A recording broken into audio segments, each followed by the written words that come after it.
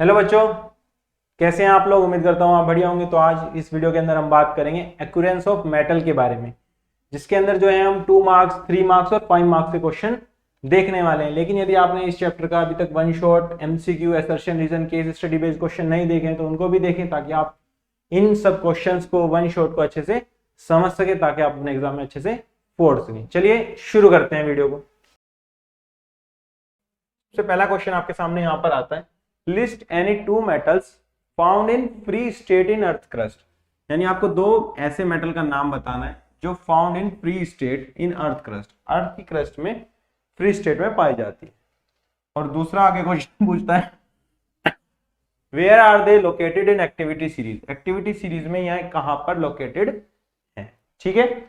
और B part में आपसे इससे क्वेश्चन पूछा है कि metals toward the top of the activity series, यानी एक्टिविटी सीरीज में जो सबसे ऊपर मेटल्स लाई करती हैं उन्हें हम ऑब्टेन नहीं कर सकते, can not B obtain from there compounds, उनके कंपाउंड से या और से, by reducing with carbon, carbon के साथ रिडक्शन कर हम मेटल को प्राप्त नहीं कर सकते। कौन से वाली? जो एक्टिविटी सीरीज में सबसे ऊपर लाई करती हैं। क्यों है ऐसा, इसका आपको कारण बताना है। ये जो क्वेश्चन है आपसे 2015 में पूछा गया है, ठीक है बेटा। तो चलिए देखते हैं। तो गोल्ड और जो प्लेटिनम, गोल्ड यानी Au और प्लेटिनम यानी Pt, क्या होती हैं? ये 2 इस तरह की मेटल्स हैं जो फ्री स्टेट में पाई जाती हैं अर्थ क्रस्ट में। यानी किसी के साथ जनरली इनके जो मेटल्स प्राप्त होती हैं हमें, वो इसी फॉर्म में प्राप्त मिलती हैं अर्थ की क्रस्ट में, ठीक है। These metals are located at the bottom of the activity series. Activity series के सबसे नीचे लाई करती है। एक्टिविटी सीरीज क्या होती है? एक्टिविटी सीरीज ऐसे होती है जिसके अंदर बहुत सारे मेटल्स होते हैं। सबसे पहले पोटेशियम, फिर सोडियम, फिर एल्यूमिनियम, फिर मैग्नीशियम, फिर आयरन, फिर लेड होगा, फिर हाइड्रोजन आता है, ठीक है। उसके बाद आता है कॉपर, उसके बाद आता है सिल्वर, उसके बाद आता है गोल्ड, उसके बाद क्या आता है लास्ट में? प्लेटिनम, ठीक है। तो प्लेटिनम और जो गोल्ड है वो सबसे नीचे लाई कर रहे हैं, यानी ये सबसे कम रिएक्टिव है, यानी लीस्ट रिएक्टिव हो गए, जबकि ये मोस्ट रिएक्टिव, ठीक है। ये एक्टिविटी सीरीज या रिएक्टिविटी सीरीज से बोलते हैं। क्या बोलते हैं? एक्टिविटी सीरीज और रिएक्टिविटी सीरीज,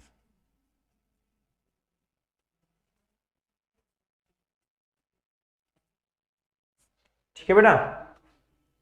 तो अगला क्वेश्चन आपसे कह रहा था कि जो मेटल्स होते हैं जो सबसे ऊपर लाई करते हैं उनको हम रिड्यूस नहीं कर सकते। कैसे? By using carbon. तो इसकी बात कर रहा है। जनरली जो ऊपर वाले मेटल्स होते हैं, यानी metals towards the top of the activity series, यानी एक्टिविटी सीरीज की जो सबसे ऊपर वाली होती है वो बहुत ज्यादा रिएक्टिव होती हैं। तो जो ऑक्साइड्स होते हैं इस रिएक्टिव मेटल्स के, वो बहुत ज्यादा स्टेबल होंगे।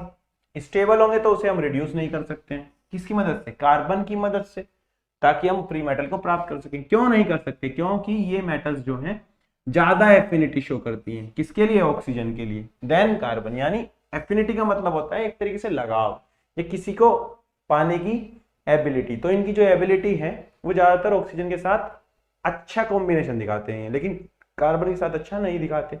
इस वजह से ये जो है रिएक्ट नहीं करेंगे किसके साथ? कार्बन के साथ, और अपना आपको रिड्यूस करके मेटल हमको नहीं देंगे। क्लियर है बेटा? चलिए आगे बढ़ते हैं। अगला क्वेश्चन ये रहा आपके सामने। क्वेश्चन क्या कह रहा है? Define the term metallurgy. Metallurgy term को डिफाइन करिए and fill appropriate term in the blanks. आपको कुछ ब्लैंक्स दिए हैं, उसके अंदर आपको एप्रोप्रिएट टर्म को फिल करना है, ठीक है। पहला क्या दिया है? डैश ऑफ और, second conversion of ore into its dash, यहां पे आपको वर्ड लिखना है।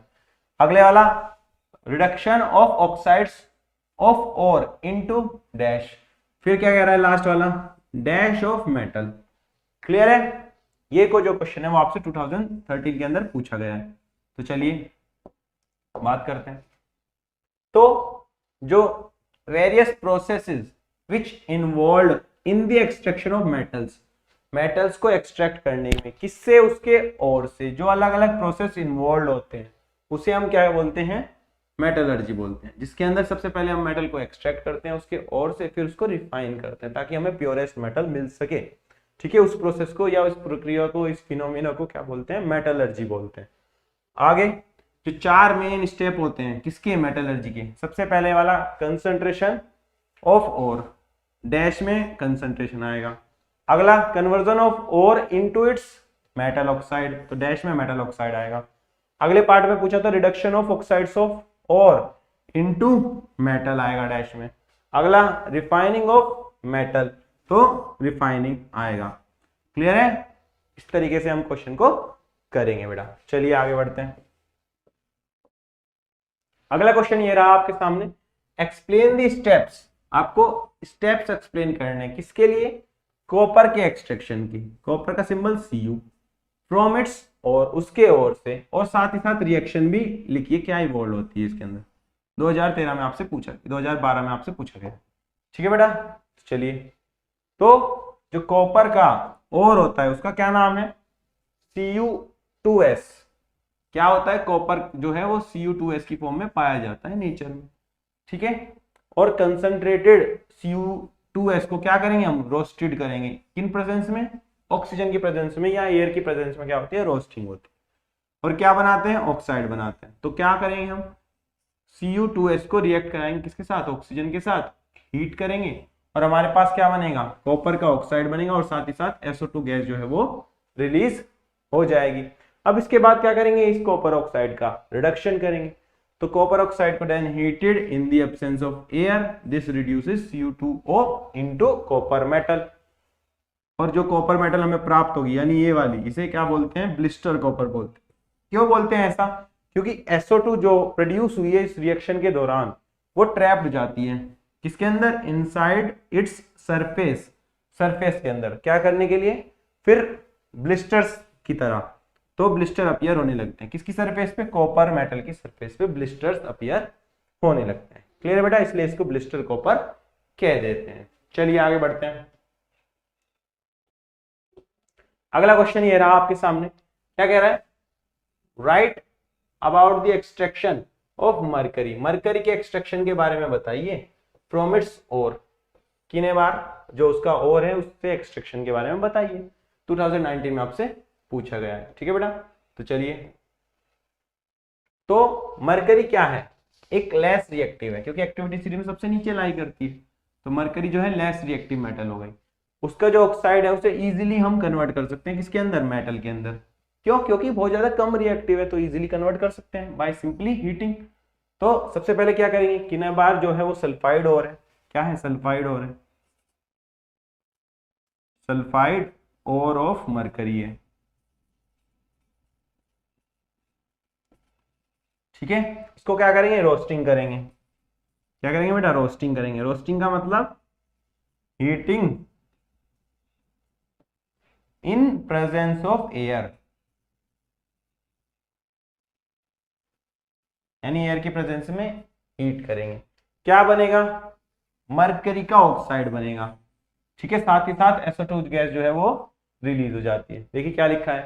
Sulphide ore is first roasted in air to change its to oxide compound, oxide का कंपाउंड बनाने के लिए।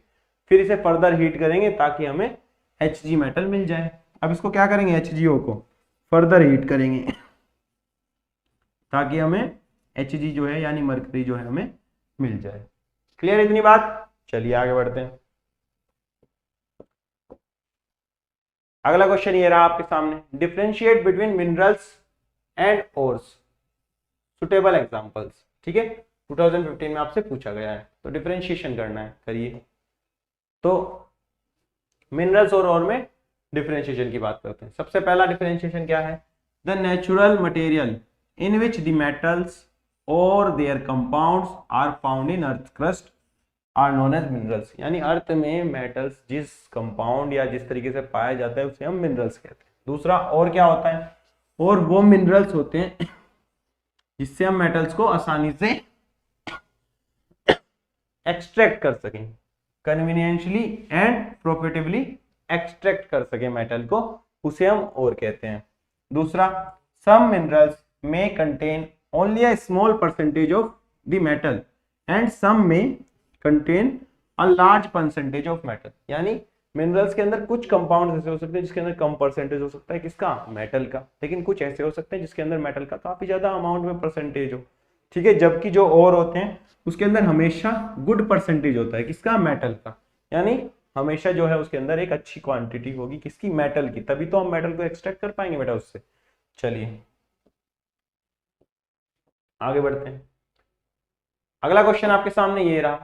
क्वेश्चन क्या कह रहा है, give reason for the following, इस चीज के लिए रीजन दीजिए। पहला, most metal conduct electricity well, बहुत सारी जो मेटल्स होती हैं वो इलेक्ट्रिसिटी को अच्छे से कंडक्ट करा पाती हैं, पहली बात। दूसरी बात क्या कह रहा है, the reaction of iron oxide, iron oxide की रिएक्शन किसके साथ, हीटेड एल्यूमिनियम के साथ यूज करी जाती है to join cracked machine parts, cracked machine parts को जोड़ने के लिए किसको यूज करा जाता है, Fe3O4 को हीट करा जाता है किसके साथ, Fe3 एल्यूमिनियम के साथ। क्लियर है। चलिए तो बात करते हैं रिएक्शन की। तो सॉल्यूशन में सबसे पहले क्या होगा, हमें बताना पड़ेगा कि मेटल्स जो हैं वो क्यों इलेक्ट्रिसिटी कंडक्ट करते हैं बहुत अच्छे से। Most metal allow the current to pass from one end to another, यानी बहुत सारे जो मेटल्स होते हैं वो अपने अंदर से करंट को पास होने के लिए अलाउ करते हैं, यानी उसे परमिशन देते हैं। क्यों देते हैं, क्योंकि उसके अंदर क्या होते हैं, वैलेंस इलेक्ट्रॉन्स होते हैं इसके अंदर, मेटल्स के अंदर, और इलेक्ट्रॉन से ही कंडक्टिविटी होती है। जैसे इलेक्ट्रिसिटी है ना, तो उसके अंदर भी फ्लो ऑफ इलेक्ट्रॉन है, इस वजह से इलेक्ट्रिसिटी कंडक्ट हो रही है। तो इलेक्ट्रॉन्स होने के कारण मेटल्स में इलेक्ट्रिसिटी जो है फटाफट कंडक्ट हो जाती है उनके through. Next, this displacement reaction is highly exothermic, मतलब Fe2O3 की एल्यूमिनियम के साथ इन प्रेजेंस ऑफ हीट जो होती है वो हाईली एक्सोथर्मिक रिएक्शन होती है, यानी बहुत ज्यादा अमाउंट में हीट जो है रिलीज होती है, और ये हीट इतनी ज्यादा होती है कि metals are produced in the molten state, metals जो प्रोड्यूस होगी वो मोल्टन स्टेट में प्रोड्यूस होगी। अब मोल्टन स्टेट में यानी एक तरीके से लिक्विड की फॉर्म में प्रेजेंट होगी, लिक्विड की फॉर्म में प्रेजेंट होगी तो हम उसको यूज कर सकते हैं क्रैक्स को ज्वाइन करने के लिए, किसमें, मशीन पार्ट्स में। इस प्रोसेस को क्या बोलते हैं, थर्माइट प्रोसेस, और जो रिएक्शन होगी उसे थर्माइट रिएक्शन कह देते हैं। क्लियर है बेटा। चलिए ये रहा, क्या कह रहा है क्वेश्चन, क्वेश्चन को पढ़ो सबसे पहले। आपको कह रहा है अ मेटल, कोई मेटल M है, वो found in nature as its carbonate, वो नेचर में ऐसा कार्बोनेट पाई जाती है, ठीक है।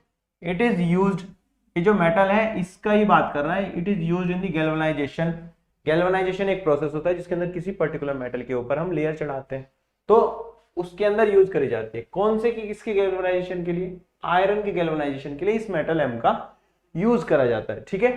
तो आइडेंटिफाई करो कि ये M क्या है एंड उसके और का नाम बताओ, किस और से हम इस M को प्राप्त कर सकते हैं। आगे, हाउ विल यू कन्वर्ट, कैसे आप कन्वर्ट करोगे इसके और को फ्री मेटल के अंदर, ये आपसे 2015 में पूछा गया है, ठीक है बेटा। चलिए तो जो आपके पास मेटल है वो क्या होगी, जिंक होगी, क्योंकि हमें पता है जिंक का ही हम क्या करते हैं, गैल्वेनाइजेशन करते हैं आयरन में, यानी आयरन को लेते हैं, एक आयरन का पीस लिया, उसके ऊपर जिंक की एक पतली सी लेयर चढ़ा देते हैं, इसी प्रोसेस को हम गैल्वेनाइजेशन बोलते हैं। तो हमें यहाँ से पता चल गया कि जिंक है वो मेटल, ठीक है। अब जिंक कैसे पाया जाता है, जिंक कार्बोनेट की फॉर्म में पाया जाता है। कार्बोनेट, जिंक कार्बोनेट का नाम क्या है उस और का, कैलेमाइन, क्या नाम हो गया बेटा, कैलेमाइन और हो गया, फॉर्मूला क्या हो जाएगा, ZnCO3 हो जाएगा। क्लियर इतनी बात। चलो आगे, अब इस जिंक को हमें एक्सट्रैक्ट करना है, किससे, उसके और से, और क्या है, कैलेमाइन, एक्सट्रैक्ट करना है, कार्बोनेट का और है। यदि कार्बोनेट का और है तो ऑक्साइड बनाएंगे, सबसे पहले ऑक्साइड बनाते हैं, तो कैसे बनाएंगे, कैल्सिनेशन करेंगे, क्योंकि कार्बोनेट का और है तो क्या करेंगे, कैल्सिनेशन करेंगे। Zinc carbonate is first converted into zinc oxide by calcination, calcination का मतलब होता है हीट करना इन एब्सेंस ऑफ एयर, यानी हीटिंग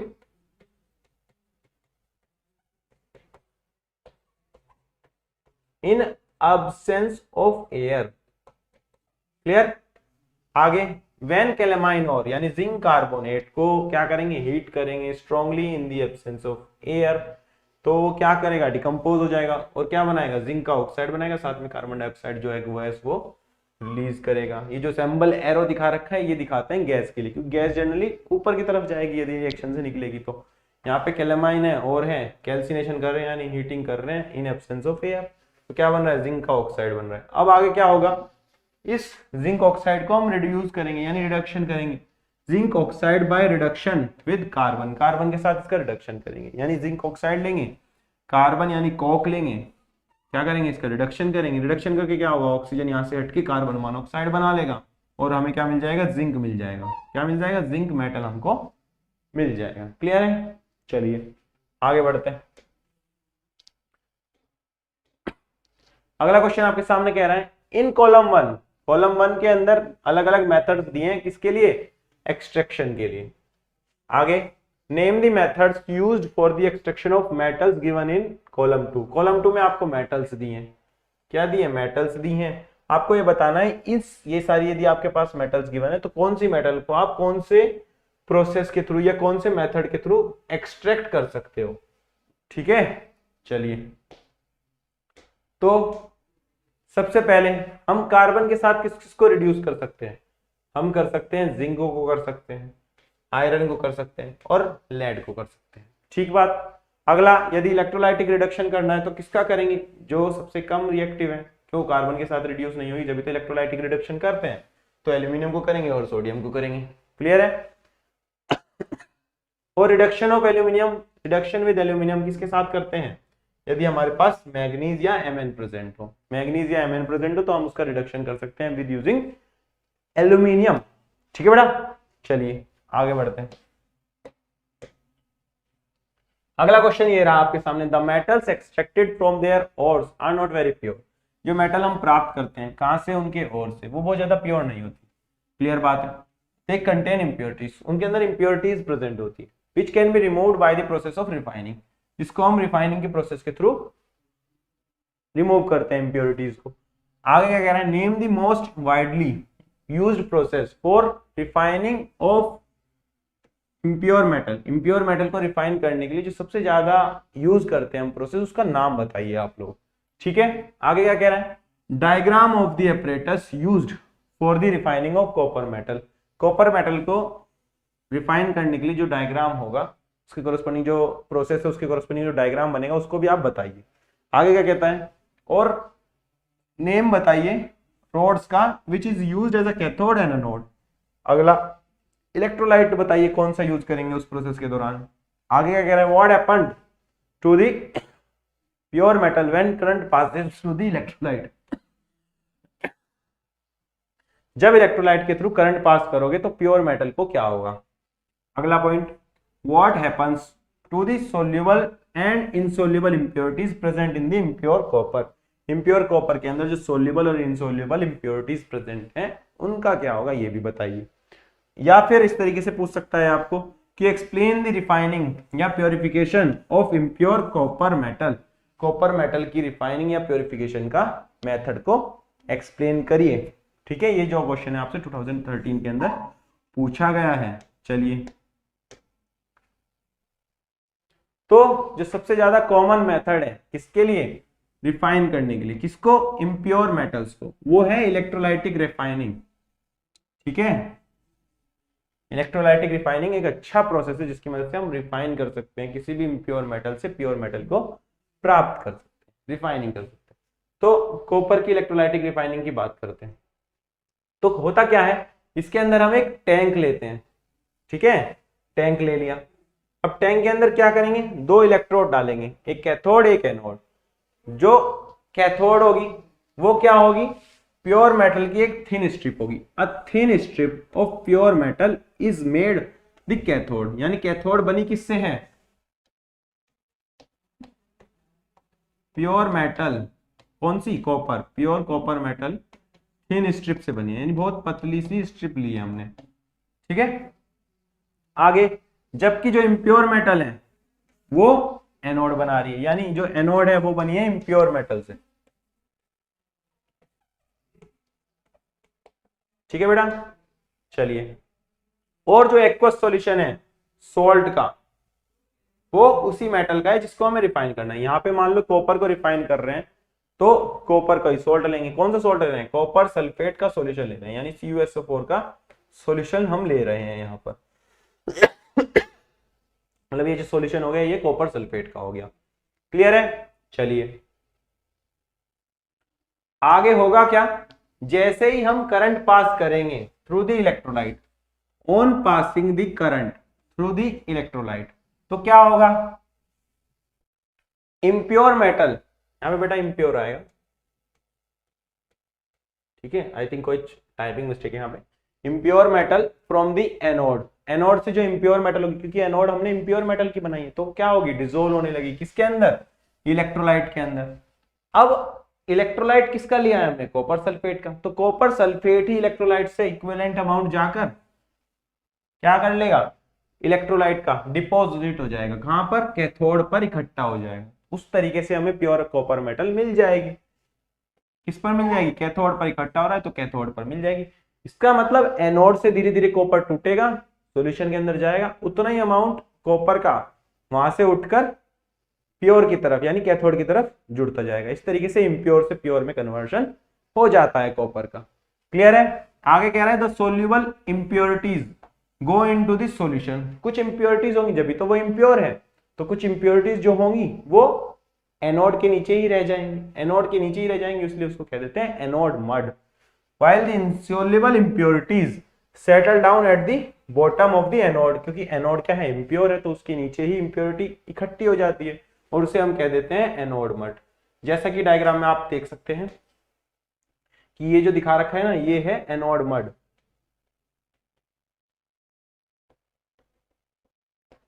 ठीक है बेटा, ये हो गया एनोड मड। क्लियर एकदम? चलिए, तो इस तरीके से हम प्योरिफिकेशन कर सकते हैं किसका, कॉपर का। चलिए सबसे पहला क्वेश्चन आपके सामने ये रहा। क्या कह रहा है क्वेश्चन, ड्रॉ फ्लो डायग्राम। आपको एक फ्लो डायग्राम बनाना है to show extraction of metals. Metals को एक्सट्रैक्ट करते हैं, किसके मेटल्स को, मीडियम रिएक्टिविटी वाले मेटल्स को। कैसे, उनके सल्फाइड ओर से एक्सट्रैक्ट करने के लिए एक डायग्राम बनाइए, एक फ्लो चार्ट बनाइए। ठीक है, आगे सेकंड में क्या कह रहा है, differentiate between roasting and calcination. Roasting और कैल्सिनेशन जो प्रोसेस होते हैं उनके बीच में डिफरेंशिएशन करिए। चलिए, ये जो क्वेश्चन है आपसे 2013 के अंदर पूछा गया है। ठीक है बेटा, तो फ्लो चार्ट आप इस तरीके से बना सकते हैं, flow diagram to show extraction of metals of medium reactivity from their sulphide. ठीक है, क्या होगा, सबसे पहले अपने पास और होगा, और के हम क्या करेंगे, कंसंट्रेशन करेंगे, यानी और को इकट्ठा करेंगे, तब और इकट्ठा करेंगे। फिर उसके बाद हम तीन तरीके से कर सकते हैं। यदि हमारा जो मेटल्स है वो बहुत ज्यादा रिएक्टिव है, यदि बहुत ज्यादा रिएक्टिव है, मतलब जो रिएक्टिविटी सीरीज में सबसे ऊपर मेटल लाई करते हैं जनरली वे मेटल्स हैं, तो हम क्या करेंगे, इलेक्ट्रोलाइसिस करेंगे। इलेक्ट्रोलाइसिस करने से हमें प्योर मेटल मिल जाएगी। तो इस तरीके से हम एक्सट्रैक्ट कर सकते हैं यदि हमारे पास वेरी हाई रिएक्टिविटी के मेटल्स का और हो। यदि हमारे पास आ जाए मीडियम रिएक्टिविटी के, तो हम दो तरीके से कर सकते हैं, या हमारे पास आ सकता है कार्बोनेट का और, या हमारे पास आ सकता है सल्फाइड का और। यदि कार्बोनेट का और आएगा तो हम करेंगे कैल्सिनेशन। कैल्सिनेशन क्या होता है, heating in absence of air, यानी एयर के एब्सेंस में हीट करेंगे और उससे ऑक्साइड बना लेंगे मेटल का। और यदि हमारे पास आ जाए सल्फाइड का और, तो हम रोस्टिंग करेंगे। रोस्टिंग क्या होता है, हीटिंग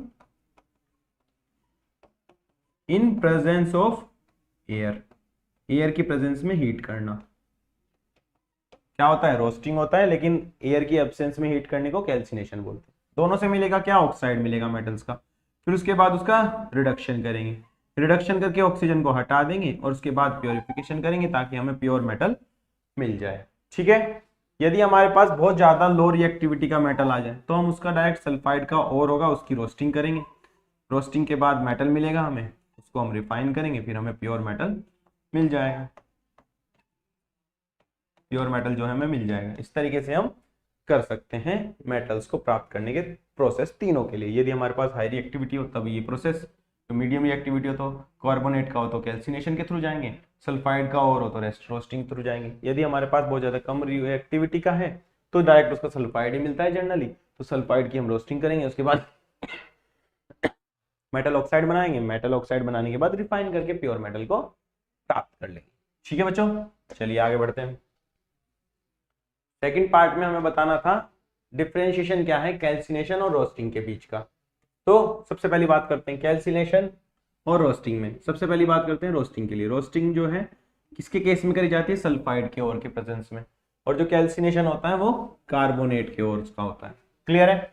दूसरा, इसके अंदर क्या करते हैं हम, ओर को हीट करते हैं in the presence of air to convert it into oxide compound, यानी हम ऑक्साइड बनाने के लिए एयर की प्रेजेंस में हीट करते हैं। किसके अंदर, रोस्टिंग के अंदर। लेकिन कैल्सिनेशन के अंदर हम क्या करते हैं, उसे हीट तो करते हैं लेकिन एब्सेंस ऑफ एयर में, एयर की एब्सेंस में हीट करते हैं। ठीक है, क्या बनाने के लिए, ऑक्साइड बनाने के लिए। चलिए अगला पॉइंट क्या है, the gas convert out is SO2, यानी यहाँ पे सल्फर डाइऑक्साइड हमें गैस मिलती है। जैसे एग्जांपल के तौर पे जिंक सल्फाइड का एक और है, ऑक्सीजन के साथ कर रहे हैं क्योंकि रोस्टिंग कर रहे हैं तो ऑक्सीजन की प्रेजेंस में हीट कर रहे हैं, यानी एयर की प्रेजेंस में हीट कर रहे हैं। क्या बन रहा है यहाँ पे, ऑक्साइड बन रहा है और साथ ही साथ SO2 गैस जो है वो रिलीज हो रही है। लेकिन कैल्सिनेशन में क्या होता है, CO2 यानी कार्बन डाइऑक्साइड रिलीज होती है। क्यों, क्योंकि यहाँ पे जिंक का कार्बोनेट है, जैसे उसको हीट ही करेंगे खाली, ऑक्सीजन की प्रेजेंस में नहीं करते, इन एब्सेंस ऑफ ऑक्सीजन करते हैं कैल्सिनेशन को। तो यहाँ पे क्या बनेगा, इसका ऑक्साइड बन जाएगा और साथ ही साथ CO2 गैस जो है वो रिलीज हो जाएगी। तो इसके अंदर SO2 रिलीज होती है, इसके अंदर CO2 रिलीज होती है। क्लियर है, चलिए आगे बढ़ते हैं।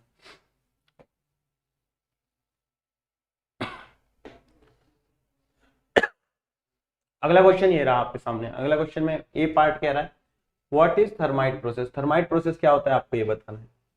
Where is this process use, ये प्रोसेस कहां पर उपयोग करा जाता है, यूज करा जाता है, उसके बारे में बताना है। आगे write balanced chemical equation for the reaction involve, जो यहाँ पर रिएक्शन इन्वॉल्व होती है उसके लिए बैलेंस्ड केमिकल इक्वेशन लिखिए। बी पार्ट में क्या पूछता है, where does the metal aluminium used in the process occur in the reactivity of series. ठीक है, हमें ये क्वेश्चन भी बताना है। अगला क्वेश्चन पूछता है name the substances that are getting oxidised and reduced in the process. Process के अंदर कौन सा सब्सटेंस ऑक्सीडाइज और कौन सा सब्सटेंस रिड्यूस होगा, इसके बारे में बताइए। ये आपसे क्वेश्चन 2020 में ही पूछा गया। ठीक है बेटा, चलिए आगे बढ़ते हैं। तो जो रिडक्शन होता है किसका, मेटल के ऑक्साइड का, मेटल के अंदर by using aluminium powder as a reducing agent, उसे क्या कहते हैं, थर्माइट रिएक्शन कहते हैं। क्या कहते हैं, थर्माइट रिएक्शन या थर्माइट प्रोसेस भी कह देते हैं। इसके अंदर होता क्या है, हम मिक्सचर लेते हैं किसका, आयरन ऑक्साइड का, यानी Fe2O3 लेते हैं। किसके साथ लेते हैं, एल्यूमिनियम पाउडर के साथ लेते हैं। उसे इग्नाइट करा जाता है, मतलब हीट करा जाता है। ठीक है, बर्न होता है, फिर अंदर मैग्नीशियम रिबन। ठीक है, क्या होगा, एल्यूमिनियम जो है रिड्यूस कर देगा किसको, आयरन के ऑक्साइड को। क्यों, क्योंकि ये ज्यादा रिएक्टिव है, इसके ऑक्साइड से हटा देगा इसको, आयरन को, क्योंकि आयरन जो है कम रिएक्टिव है एल्यूमिनियम के कंपैरिजन में, तो रिएक्शन हो जाएगी, डिस्प्लेस कर देगा, तो आयरन मिल जाती है हमें। कैसी फॉर्म में, मोल्टन फॉर्म में, क्योंकि बहुत ज्यादा अमाउंट में हीट रिलीज होती है यहाँ पर। इस वजह से जो ये मेटल है वो मोल्टन स्टेट में आ जाता है, और साथ ही साथ Al2O3 यानी एल्यूमिनियम का ऑक्साइड भी हमें मिलता है। क्लियर है, जो यहाँ पर मोल्टन आयरन हमें मिला इसको हम यूज कर सकते हैं। कैसे, कुछ आयरन के पीसेस यदि ब्रेक हैं तो उनको वेल्ड करने में, ठीक है, यानी उनको ज्वाइन करने में हम यूज कर सकते हैं इसका, क्योंकि ये मोल्टन फॉर्म में यानी लिक्विड फॉर्म में हम इसके थ्रू दो आयरन के पीसेस को कनेक्ट कर सकते हैं। ठीक है, तो ये प्रोसेस क्या हो जाता है, थर्माइट प्रोसेस होता है, उसकी कॉरेस्पॉन्डिंग जो रिएक्शन होगी ये थर्माइट रिएक्शन कहलाती है। चलिए अगला बी पार्ट डिस्कस करते हैं। बी पार्ट क्या कह रहा है कि जो एल्यूमिनियम है वो रिड्यूसिंग एजेंट की तरह यूज करा जाता है in those cases where oxide is of comparatively lesser reactivity metal than zinc. Zinc से कम रिएक्टिव मेटल हो तब हम इसका एल्यूमिनियम का यूज कर सकते हैं। which cannot be reduced by carbon, जो कार्बन से रिड्यूस नहीं करा जा सकता, क्योंकि जो एल्यूमिनियम है वो बहुत ज्यादा रिएक्टिव है, तो वो डिस्प्लेस कर देगा कंपैरेटिवली लेस रिएक्टिव मेटल को उसके ऑक्साइड से, ताकि हमें फ्री मेटल मिल सके। फॉर एग्जांपल मैग्नीज और क्रोमियम यानी Mn और क्रोमियम यानी Cr। मैग्नीज और क्रोमियम जो कि मॉडरेटली रिएक्टिव है, यानी बहुत ज्यादा अच्छे रिएक्टिव नहीं करते हैं, यानी रिएक्टिव मेटल बहुत ज्यादा नहीं है, तो उन्हें हम एक्सट्रैक्ट कर सकते हैं bye the reduction of their oxides with aluminium powder, यानी एल्यूमिनियम पाउडर को ट्रीट कराएंगे इनके ऑक्साइड्स के ऊपर, तो हम एक्सट्रैक्ट कर सकते हैं क्रोमियम और मैग्नीज मेटल को। सी पार्ट में क्या कह रहा है कि aluminium powder reduces the metal oxides to metal and it itself oxidise to aluminium oxide, यानी यहाँ पर किसका रिडक्शन हो रहा है, मेटल के ऑक्साइड का रिडक्शन हो रहा है और एल्यूमिनियम का खुद का क्या हो रहा है, ऑक्सीडेशन हो रहा है। क्यों? क्योंकि वो Al2O3 का फॉर्मेशन कर ले रहा है। ठीक है, क्योंकि एडिशन ऑफ ऑक्सीजन मतलब होता है ऑक्सीडेशन और रिमूवल ऑफ ऑक्सीजन का मतलब होता है रिडक्शन। क्लियर है? चलिए आगे बढ़ते हैं। अगला क्वेश्चन ये रहा आपके सामने, क्या कह रहा है, right the steps involve in the extraction of pure metal. Write the steps involved in the extraction of pure metal in the middle of the activity series from their carbonate ore। उसकी carbonate ओर से metal को प्राप्त करना है, यानी extraction के process को लिखिए, क्या स्टेप्स होंगे उसके अंदर।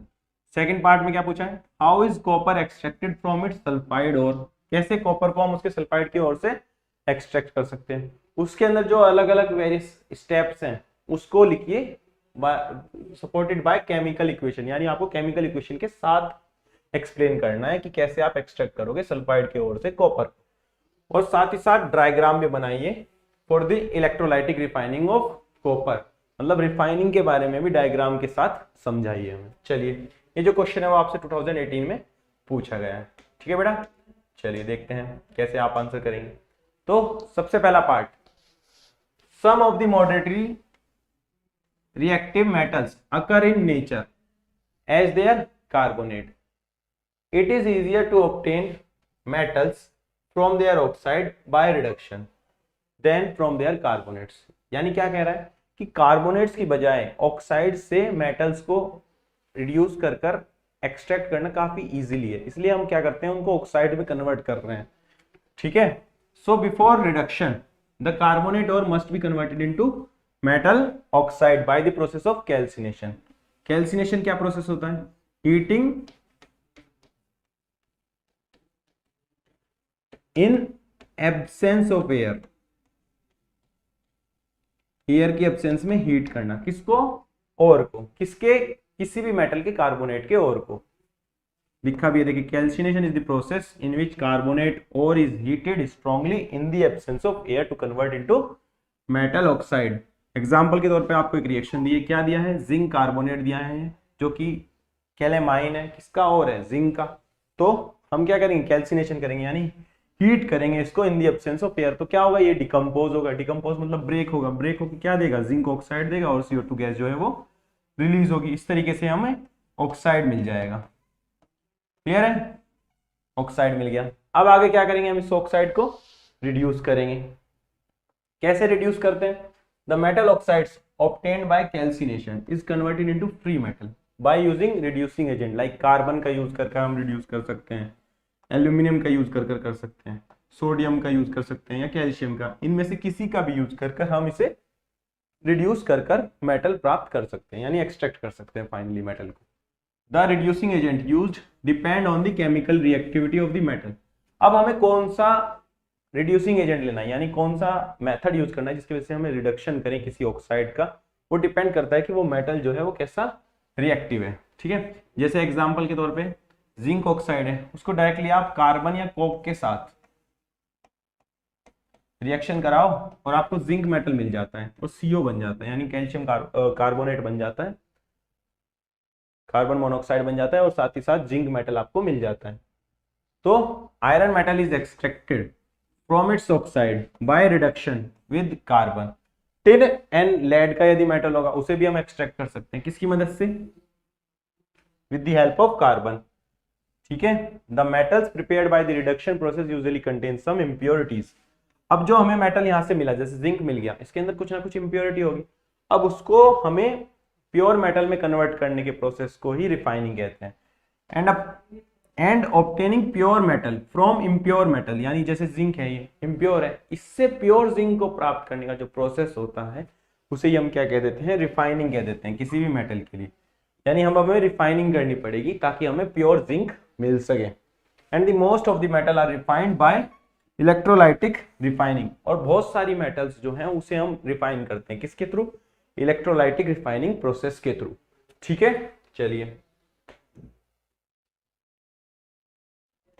तो बी पार्ट में अब बात करते हैं किसकी, कॉपर के एक्सट्रैक्शन की उसके सल्फाइड ओर से। तो copper can be extracted, copper को हम एक्सट्रैक्ट कर सकते हैं बाय हीटिंग, हीट कर उसके सल्फाइड ओर को in the presence of excess of air, यानी रोस्टिंग कर। पहला स्टेप क्या होगा, कंसंट्रेटेड कॉपर सल्फाइड का और होगा यानी C2S होगा, ठीक है, जिसे हम कॉपर ग्लैंस बोलते हैं। इसको हम हीट करेंगे यानी रोस्ट करेंगे, यानी रोस्टिंग करेंगे। इसकी रोस्टिंग किसकी प्रेजेंस में होती है, ऑक्सीजन की प्रेजेंस में हीट करने को हम रोस्टिंग कहते हैं। तो और रोस्टिंग हम करेंगे, उससे क्या बनेगा, कॉपर का ऑक्साइड बनेगा। कॉपर का ऑक्साइड बनेगा, साथ में SO2 गैस जो है वो रिलीज हो जाएगी यहाँ पर। ठीक है, सबसे पहले प्रोसेस में हमने ऑक्साइड बना लिया। अब when a good amount of copper sulfide has been converted into copper oxide, तो supply of air for roasting is stopped. अब हम क्या करेंगे, एयर की सप्लाई रोक देंगे, इसे अब एयर को नहीं देंगे। तो क्या होगा, इन एब्सेंस ऑफ एयर, एयर की एब्सेंस में जो कॉपर का ऑक्साइड है वो रिएक्ट कर लेगा बाकी बचे हुए कॉपर सल्फाइड के साथ, यानी Cu2O जो हमने बनाया है यानी जो कॉपर का ऑक्साइड बनाया है वो बचे हुए Cu2S के साथ रिएक्ट कर लेगा, क्योंकि हमने ऑक्सीजन की सप्लाई बंद कर दी। तो इसका जो बाकी बचा हुआ मटेरियल है वो रिएक्ट करके कॉपर ऑक्साइड नहीं बना रहा है, इसका मतलब कुछ ना कुछ ये बच जाएगा। तो ये बचा हुआ बने हुए के साथ रिएक्ट करेगा और क्या बना लेगा, कॉपर बना लेगा, और साथ ही साथ SO2 गैस जो है वो रिलीज हो जाएगी। क्लियर है, इस तरीके से हम कॉपर को प्राप्त करेंगे यहाँ पर। अब अगला प्रोसेस हमें क्या करना होगा, इसे रिफाइन करना होगा, क्योंकि भाई हमें कॉपर मिल गया लेकिन इम्प्योर मिला होगा। तो उसे रिफाइन करने के लिए हम किसका यूज करते हैं, इलेक्ट्रोलाइटिक रिफाइनिंग का यूज करते हैं। The obtained metal is then purified by electrolytic refining. Electrolytic refining copper में होता क्या है, हम एक टैंक लेते हैं जिसके अंदर हम क्या लेते हैं, उसी पर्टिकुलर मेटल का सॉल्यूशन लेते हैं जिसको हमें प्योरीफाई कर रहे हैं। ठीक है, इसके अंदर क्या करते हैं, एक कैथोड लेते हैं, एक एनोड लेते हैं। एनोड किसकी बनी होती है, इम्प्योर कॉपर मेटल की बनी होती है, जबकि जो कैथोड है वो प्योर कॉपर मेटल की बनी होती है। ठीक है, प्योर कॉपर मेटल की कैथोड हो जाती है, इम्प्योर मेटल की एनोड हो जाती है। अब होता क्या है, जैसे इलेक्ट्रिसिटी पास करती है तो कुछ कॉपर के जो आयंस हैं वो इसकी इलेक्ट्रोड से यानी एनोड से ब्रेक होकर सॉल्यूशन में आते हैं और फिर सॉल्यूशन से धीरे धीरे इसके ऊपर इकट्ठा होने लगते हैं। इस तरीके से हमें इम्प्योर वाली प्योर में कन्वर्ट होती हुई दिखती है। क्लियर है बेटा, चलिए अगला क्वेश्चन ये रहा आपके सामने। क्वेश्चन क्या कह रहा है, carbon can not be reduced the oxides of sodium, magnesium and aluminium to their respective metals. ऐसा क्यों है कि कार्बन रिड्यूस नहीं कर सकता, किसको, सोडियम, मैग्नीशियम और एल्यूमिनियम के ऑक्साइड्स को।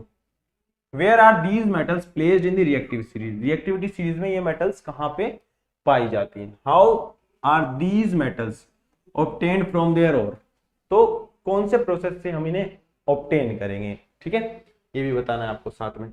आगे क्या कह रहा है, take an example to explain the process of extraction along with chemical equation, यानी अपनी तरफ से ही कोई भी एग्जांपल लीजिए और एक्सप्लेन कर दीजिए कि कैसे एक्सट्रैक्शन होगा इन मेटल्स का विद केमिकल इक्वेशन, यानी केमिकल इक्वेशन के साथ आपको एक्सप्लेन करना है।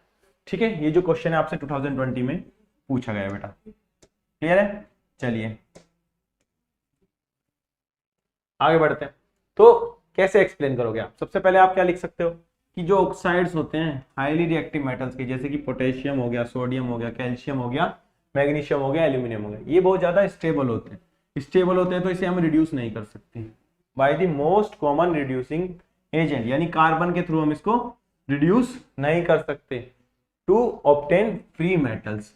This is because these metals have more affinity for oxygen, क्योंकि जो ये मेटल्स हैं इनकी बहुत ज्यादा एफिनिटी है, किसके लिए, ऑक्सीजन के लिए। देन ठीक है, so carbon is unable to remove oxygen from these metal oxide, तो कार्बन जो है वो अनेबल है कि वो ऑक्सीजन को रिमूव कर दे इनके ऑक्साइड से। किनके ऑक्साइड से, potassium, sodium, calcium, magnesium, aluminium के ऑक्साइड से। तो ये मेथड हम यूज नहीं कर सकते फ्री मेटल को प्राप्त करने के लिए। तो कह सकते हैं कि highly reactive metals can not be extracted by reducing there oxides with carbon, क्योंकि ये बहुत ज्यादा रिएक्टिव मेटल्स हैं तो इसलिए हम इनको एक्सट्रैक्ट नहीं कर सकते by reducing with carbon.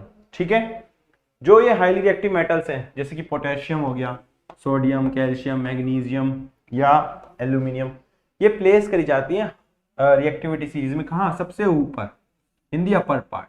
The highly reactive metals are extracted by the electrolytic reduction, यानी ये कार्बन के साथ रिड्यूस ना होकर इलेक्ट्रोलाइटिक रिडक्शन प्रोसेस के थ्रू एक्सट्रैक्ट की जाती है of their molten chlorides and oxides की फॉर्म में। ठीक है, चलिए तो बात करते हैं सबसे पहले एक्सट्रैक्शन ऑफ सोडियम मेटल के बारे में। सोडियम मेटल को कैसे एक्सट्रैक्ट कर सकते हैं आप इसमें इस एग्जांपल के थ्रू एक्सप्लेन कर सकते हैं। तो सोडियम जो है वो एक्सट्रैक्ट कर जाती है बाय इलेक्ट्रोलाइटिक रिडक्शन या इलेक्ट्रोलाइसिस के through of molten sodium chloride, यानी NaCl की मोल्टन फॉर्म लेंगे, उसको फिर हम रिड्यूस कर लेंगे by using the electrolytic refining. ठीक है, when electric current is pass, जब इलेक्ट्रिक करंट पास करोगे तो मोल्टन सोडियम क्लोराइड से, तो वो डिकम्पोज हो जाएगा किसके अंदर? सोडियम मेटल के अंदर, यानी Na बनेगा और क्लोरीन गैस बनेगी। जैसे ये रिएक्शन आपको दिखा रखी है, सोडियम क्लोराइड है, इलेक्ट्रोलाइसिस कर रहे हो तो डिकम्पोज होकर क्या बन रहा है? सोडियम बन रहा है मेटल, और साथ में Cl2 गैस जो है वो बनने लग रही है। आगे, the formation of sodium and chlorine by the electrolysis of molten sodium chloride can be explained as, इसको ऐसे एक्सप्लेन कर सकते हो, मतलब लिखने के लिए आपको ऐसे लिखना पड़ेगा क्या कि molten sodium chloride contains free sodium ions and free chloride ion, यानी जो मोल्टन NaCl है इसके अंदर Na पॉजिटिव और Cl नेगेटिव दोनों आयंस हैं। क्लियर है बात? तो इलेक्ट्रोलाइसिस के दौरान होता क्या है, कुछ रिएक्शंस होती हैं दो इलेक्ट्रोड की तरफ, क्योंकि हमें पता है इलेक्ट्रोलाइसिस में हम क्या करते हैं, दो इलेक्ट्रोड लेते हैं तो उनके ऊपर कुछ रिएक्शन होगी जिसके अकॉर्डिंग हमें फॉर्मेशन होगा सोडियम का और Cl2 का। चलिए डिस्कस करते हैं उन रिएक्शंस को। तो सबसे पहले क्या होता है, जो पॉजिटिव आयन है यानी Na पॉजिटिव, वो अट्रैक्ट होगा किसकी तरफ? कैथोड की तरफ, यानी नेगेटिव इलेक्ट्रोड की तरफ अट्रैक्ट हो जाएगा। क्यों? क्योंकि ये पॉजिटिवली चार्ज है। Na पॉजिटिव जो है वो पॉजिटिवली चार्ज है, तो कौन सी इलेक्ट्रोड की तरफ जाएगा? नेगेटिव। नेगेटिव कौन सी होती है? कैथोड। तो कैथोड की तरफ को इकट्ठा होएगा और वहां से दो इलेक्ट्रॉन लेकर क्या बना लेगा? सोडियम मेटल का फॉर्मेशन कर लेगा। तो हम कह सकते हैं कि जो सोडियम मेटल वो है कहाँ प्रोड्यूस हो रही है? वो कैथोड पर प्रोड्यूस हो रही है, यानी नेगेटिव इलेक्ट्रोड पर प्रोड्यूस हो रही है। जबकि जो नेगेटिव क्लोराइड आयन है यानी Cl नेगेटिव, वो किसकी तरफ अट्रैक्ट होगा? एनोड की तरफ, क्योंकि एनोड जो है वो पॉजिटिव इलेक्ट्रोड है। कैसी इलेक्ट्रोड है एनोड? पॉजिटिव इलेक्ट्रोड है, तो उसकी तरफ Cl माइनस अट्रैक्ट हो जाएगा। अब अट्रैक्ट हो जाएगा तो वहां पर क्या करेगा? इलेक्ट्रॉन का लॉस करेगा। क्या करेगा? इलेक्ट्रॉन का लॉस करेगा, मतलब दो इलेक्ट्रॉन को यहां से निकाल देगा। निकालने के बाद Cl2 क्लोरीन गैस का फॉर्मेशन हो जाएगा। किस पर फॉर्मेशन होगा? एनोड पर, यानी पॉजिटिव इलेक्ट्रोड, यानी जो सोडियम है वो कैथोड पर बन रहा है और Cl2 गैस जो है वो एनोड पर बन रही है। क्लियर है? चलिए, तो बच्चों आपने सारे के सारे क्वेश्चन अच्छे से कर लिए होंगे, अच्छे से कॉन्सेप्ट जो है क्लियर हो गया होगा कि क्वेश्चन में कैसे कॉन्सेप्ट लगाना है, कैसे उसके बारे में करना है और कैसे कितना किस क्वेश्चन के अंदर लिखना है। तो इस तरह की वीडियो के लिए ही सब्सक्राइब कर लीजिए चैनल को। तो मिलते हैं अगली वीडियो में, तब तक के लिए अपना ध्यान रखें और अच्छे से पढ़ते रहें।